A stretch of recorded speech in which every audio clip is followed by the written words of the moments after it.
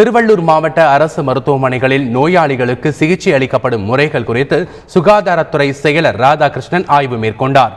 திருவள்ளூர் மாவட்டம் கீரப்பாக்கம், காவேரி ராஜபுரம் உள்ளிட்ட பகுதிகளில் வேகமாக பரவி வரும் மர்ம காய்ச்சலால் ஏராளமானோர் அரசு மருத்துவமனைகளில் அனுமதிக்கப்பட்டுள்ளனர்.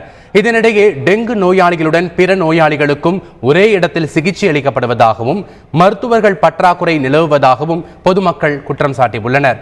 இந்நிலையில் பொன்னேரி அரசு மருத்துவமனையில் சுகாதாரத்துறை செயலர் ராதாகிருஷ்ணன் நேரில் பார்வையிட்டு ஆய்வு மேற்கொண்டார்.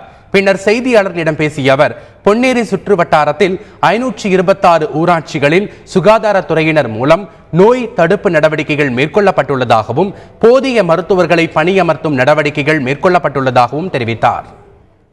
காய்ச்சல் வரக்கூடிய சூழலை மாற்றுவதற்கான காரணங்களும் இது பண்ணுறோம். உங்களுக்கு நான் இதை ஜஸ்டிஃபை பண்ணிட்டு சொல்லுங்க.